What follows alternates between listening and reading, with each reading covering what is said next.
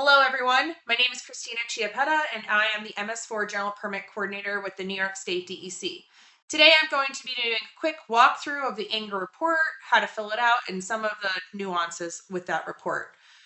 Biggest advice I can give everyone for today is to not wait until the last minute. If you decide to sign in and go through the report a little bit just to get familiar with it and go back and collect information to populate the report, that might be your best bet, but please, please, please do not wait until the last minute to at least get your eyes on the questions that are being asked. To start, you will go to the MS4 General Permit page on the New York State DEC website. Scroll down a bit and you'll see under Forms, there's a green button for the DEC online forms. Click there. It will redirect you to the New York State DEC N-Form webpage where you will then log in. You may already have an account from completion of the interim progress certification. If you do not have an account, you'll create one using the directions below. As a reminder and just something to point out, you will be creating a personal account. It's just the type of account needed to fill out these forms, even though you're using potentially your government email address. For me, I already have an account, so I'm going to go ahead and click on N-Form Login. From here, I will sign in with my username and password.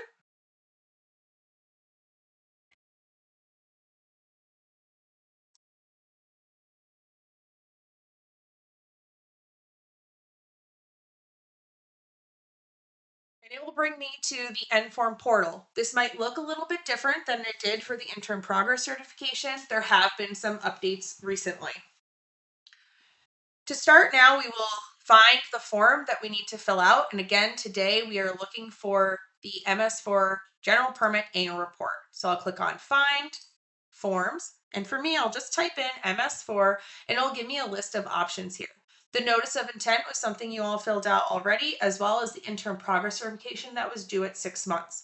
We are interested in this annual report / interim progress certification. As a reminder, both of those reports are due at the same time once a year. So to facilitate that process, DEC has combined the two reports into one, so you don't need to fill out two separate forms. Instead, it's one comprehensive form. This one, as listed, is for 2025, and we will click on that to begin.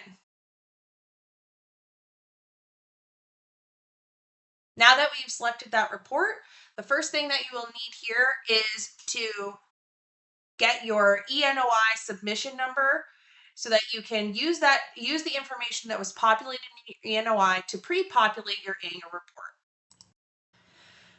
What I'm using today is an ENOI number for a fictitious ENOI. Oops. Let me grab that here. And I will begin.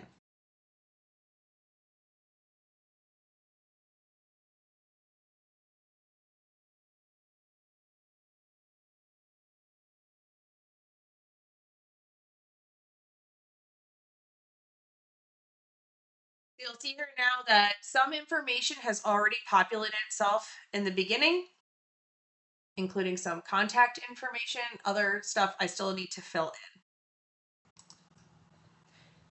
If you notice that once you've put your ENOI number in and it's populated the information here, that some of the information is out of date, that means that the information in your ENOI is also out of date. There is a condition in the permit that requires any updates to your ENOI be made within 30 days.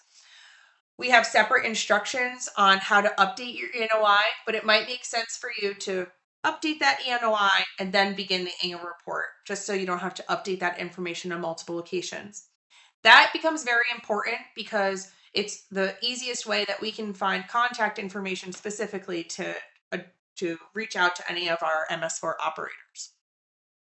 As a reminder, before I go through the form, this form is used to collect information for over 500 entities. It is very possible that some requirements do not apply, in which case that should be documented in your SWIMP plan. There's a condition for that as well. The form follows the order of the permit in citation order. It is not organized by due date. For the fictitious municipality that I have here, it's called Big City. I have selected here that's a traditional land use control. Traditional land use control MS4 operators are subject to the requirements of Part 6 in the permit. That is shown on the left-hand side here. If Big City were a traditional non-land use, like a county, or a non-traditional institution or otherwise, you will notice if I click these other options, that instead of Part 6, Part 7 will populate on the left-hand side. Again, it's really just based on the selections that you make in the form, different sections will appear. So again, for non-traditional, you'll see that what kind of non-traditional MS4 operator does populate down here with a requirement to fill that in. For today, I'll just leave it as the traditional land use control and walk through the form in that fashion. You'll scroll down, it has some contact information here about who's the ranking official, the report preparer. For the ranking official, we do check to see if that ranking official matches our certification statement or the person who is giving authorization for someone to sign on their behalf. So make sure again that this contact information is all up to date. And if your stormwater program coordinator wasn't filled in before, you're going to fill it in now. On the left-hand side, I just selected Part 4. Again, this is Part 4 of the general permit. And you'll see at the top of each of our sections that it's going to ask if the information in the section was completed as a coalition or a group. There's a condition in the permit that allows for joint annual reporting or working together to collect information, and then you would want to report that information together. Select yes or no as applicable. I'm going to go through select questions, not every single question in the form. Again, the form is longer than the interim progress certification. I do find that it goes rather quickly. It's largely yes, no's, and there are some narrative and quantitative questions, but I'm going to walk through that a little bit. So to start, I'm going to scroll down here to the mapping section just because it has a lot of the information I want to address, and start with just how some of the questions are written. You'll notice here that it says annually with a colon. The information here prior to that colon is the compliance time frame that's listed in the permit. So this requirement, has the comprehensive system mapping been updated, needs to be completed annually. That annual requirement starts this year. The citation where this reporting or this requirement can be found is Part 4D of the general permit. So you can find that, you can go back to the permit and reference that yourself. You'll select here yes or no, whatever applies to you. If you select yes, there are no further questions. If you select no, a question will pop up asking why no was selected, and you'll indicate why there. As a logical outgrowth next step sort of question here, but without a citation in the permit, the question here is what tools are used to satisfy the mapping? This information should also be documented in your stormwater management program plan. Doesn't have a direct citation, but what are you doing to satisfy that mapping requirement? And here you would fill it in as however you're doing that. So maybe you're using some combination of web mappers and GIS and paper. Whatever you are doing is what you will input here. The next question stylistically that I want to point out are ones that are listed as within 3 years of the EDC or within 2 years of the EDC, however they're written. Again, it matches the general permit. This within, again, indicates deliverables for the MS4 general permit. Within 3 years has the 3-year time, I'll say compliance time frame has not occurred yet, but it's possible that you've already completed this task. Have you completed phase 1 comprehensive mapping per the citation listed here? Some entities have already done so and some have not. If you have done so, then you would click yes. If not, you would click no. And then you would say why. I have not completed this. Maybe your rationale for doing this is it is not due yet. And that's fine. What I will point out, you'll see coming down the line here, there's some things that are due at 5 years. You may not have done that yet, and that's okay. You'll just indicate why you haven't done it. It's not due yet. This annual report really functions as something that's going to be used repetitively over the next few years to collect information. Ultimately, at the end, you should be able to fill the whole report in with yeses and exact details of what you've been doing. We're going to continue now and just go to the next part of the form, part 5.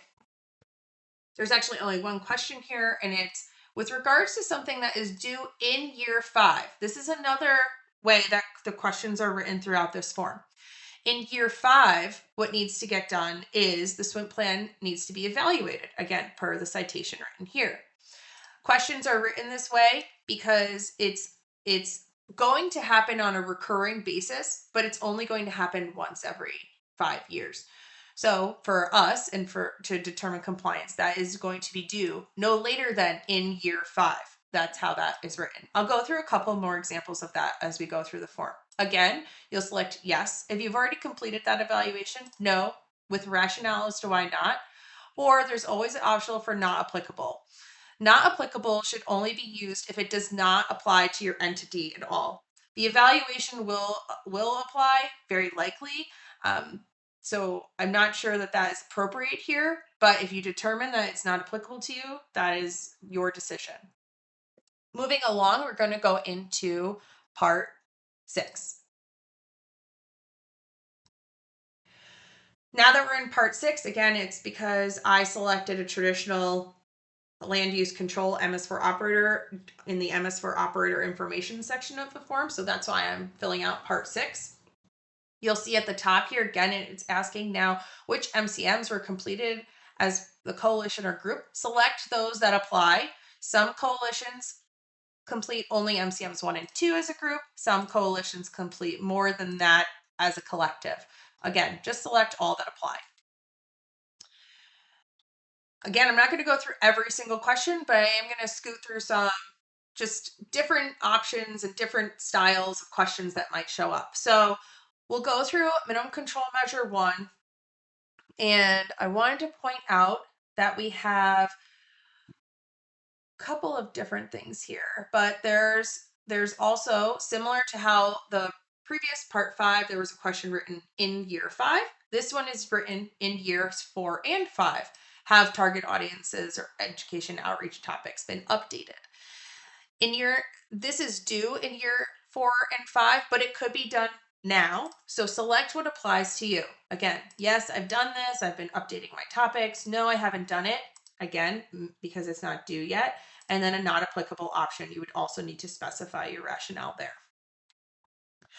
I'm going to scroll down to minimum control measure 3, and I'm just going to scoot through the whole minimum control measure because it's relatively short, but it does show a lot of different things.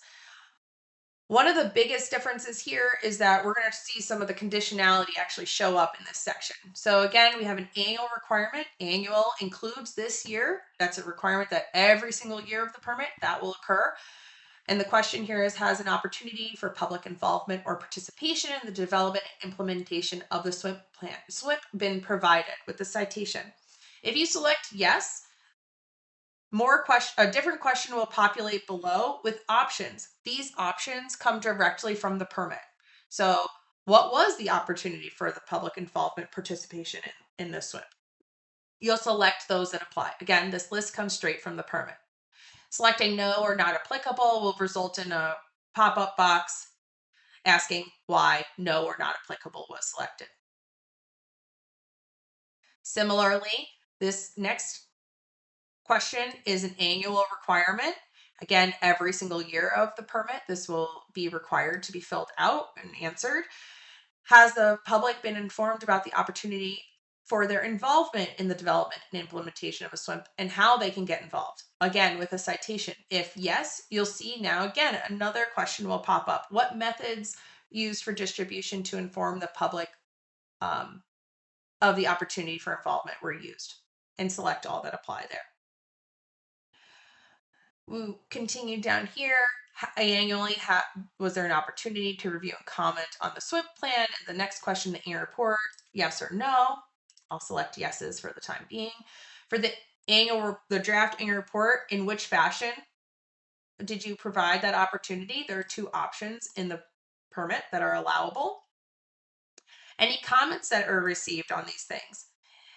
If you select that you had received comments on the SWIMP plan, then another question pops up, how many comments were received? Again, just some quantitative questions, logical outgrowth of the preceding question. And you'll fill this in here. maybe, oh, I meant to hit 10, but 140 is also potential. Again, comments on your draft annual report. Did you summarize those? Yes. If yes, how many comments? If no, why not? I'm going to skip over MCM3 because MCM3 has a lot of similar questions of MCM4 and 6, where I'm going to focus in just some of the examples, not going through everything. The first question here says within 1 year of the effective date of coverage. So within 1 year, we are at the 1 year mark. This item, the compliance timeframe has come. We talked about this item specifically at the operator forum. Has your construction oversight programmed and developed and implemented? If yes, fine. If no, why not? And you have a pop-up box here. Also have a couple other questions. We went through some similar ones here. I'll point out this one because now you'll see a recurring item that happens in years 2, 3, 4, and 5. Again, you could have done this already. So if yes, then you can complete this now. But if not, the due date has not come up yet. I'm going to scroll down here to get to this question. How many construction sites are on the inventory? The question about developing the inventory was required, the development of the inventory was required at the 6-month mark. So now you take the result of developing that inventory and you'll list how many construction sites you have, maybe 10. There's another within 1 year of effective date of coverage. Again, we talked about this at the most recent MS4 Operator Forum. Have those construction sites been prioritized? If yes, you'll get a subsequent question. How many are high priority? And you'll fill that in here. So I have 10 construction sites on my inventory, maybe 5 are high priority. This is some of the information that I think might be good to review the entire annual report to see what kind of quantitative questions come up. But realistically, once you have the inventory and the prioritizations done, it's really just a head count of how many of each of those items pop up. The last questions I want to go through for this part are in minimum control measure 6. Just again, I want to try to address different ways that things will show up on the form. And it has to do with street sweeping. So the question here is written annually. Again, this is due this year, and it is something that was spoken about at the most recent operator forum.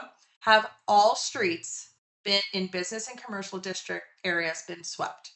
The requirement is to sweep all of the streets. So this question is written very explicitly to address all streets. If you have swept all the streets in business and commercial districts, then you can select yes. If you've not swept all the streets in business and commercial districts, you would select no. A subsequent box will pop up here asking why not, like why have you not done all the sweeping, but also what percentage of the streets and business and commercial districts have been swept. And with that wraps up our part 6 overview. I'm going to jump on over to part 8. You'll see it here on the left-hand side. I'm using the left-hand tabs just for ease of this demo, but what you may do is scroll all the way to the bottom once you get to the bottom of the questions, and you can also select next section here at the bottom. Part 8 will populate with questions based on how you respond to the question. So the first question is do you have any discharges to impaired waters listed in Appendix C of the permit? Some municipalities and entities do not, so you would select no, but others do. So then if you do, you would select yes. If you select yes, then you'll see a bunch of other questions pop up. What are those pollutants that you're concerned with that you discharge to water bodies that are impaired for those specific pollutants? You'll select all that apply. As you select those that apply, different sections will pop up below. So I'll turn off a couple here just for ease. So I've selected phosphorus, and then phosphorus pops up below here. Again, if you are doing any of the develop, implementation, reporting sort of stuff together, you'll want to include that information here. This question says which requirements in this part are completed as a coalition or group because mapping isn't necessarily a minimum control measure, so requirements is the term that is used here. You'll also notice that not every minimum control measure is listed here. That's because not every minimum control measure has an enhanced requirement in Part 8. So there is possible that as a coalition, you're doing mapping in MCM 1 wholesale, regardless of if it's an impaired water or not, for the entire coalition. Again, based on how you answer things here, different questions below will pop up. So if I also selected silt sediment, I would scroll down and you can see here's where the silt sediment section begins. Okay, that said, I'm going to move along to Part 9 requirements. Similar to Part 8, again, however you answer the first question will dictate the questions that populate below. If you do not discharge any of the TMDLs listed in Table 3, you'll select no. There are no further questions and you'll move along to the next section of the form. If you select yes, then more questions will pop up. Which TMDL do you discharge? You'll select all that apply. And again, which requirements are you completing as a group? Once again, similar to Part 8, not all the minimum control measures are listed here because not every minimum control measure has enhanced requirements in Part 9. But again, you'll select all that apply, if any at all, that are completed as a group. And below, you'll see the questions populate for the TMDL that you've selected above. Okay, now we've gone through all the sections of the permit requirements.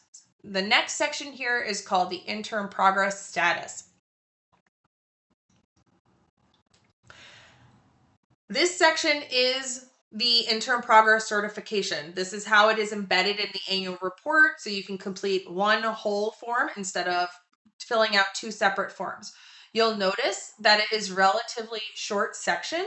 It asks about if you have reviewed compliance items that are due within 2 years, 3 years, 4 years, and 5 years. Looking at those things that are, again, coming down the line due.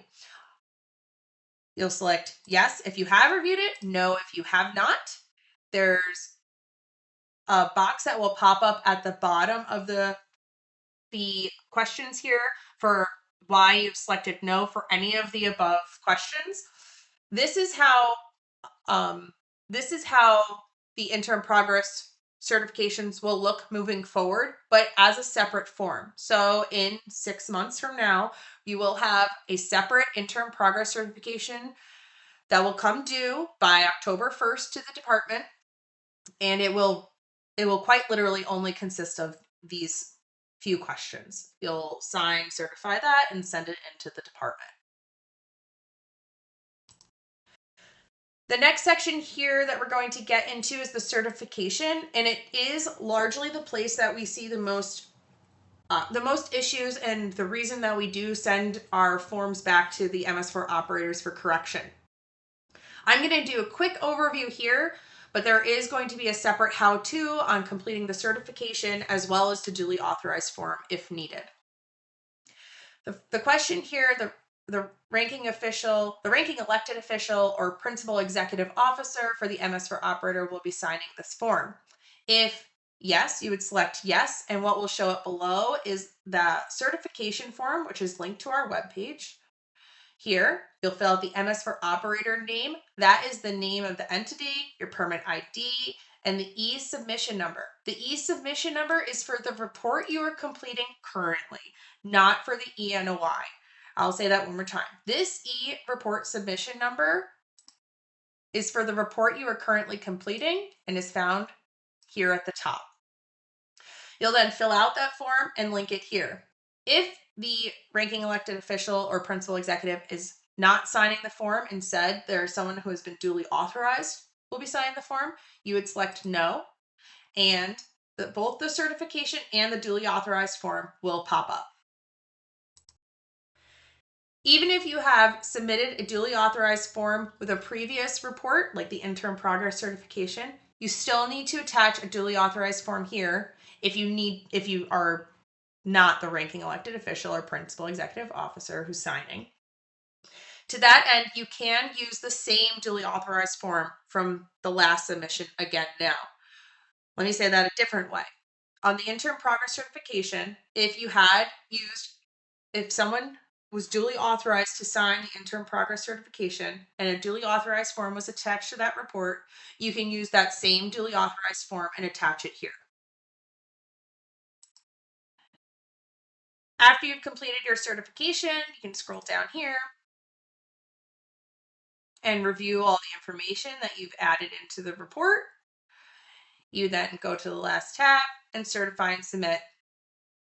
I have this box because I've left a lot of things blank along the way. You can see anywhere that has red on the left-hand side means I'm missing some kind of required information.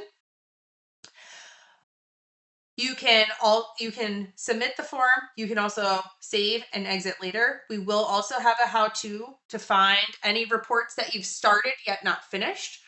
So keep an eye out for that.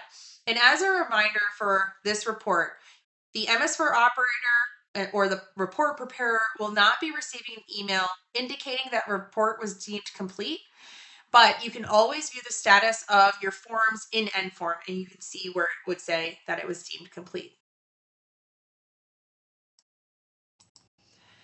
If you have any questions or concerns, please feel free to reach out to the MS4 General Permit staff, MS4 Compliance staff, and we can help assist you with any of those questions.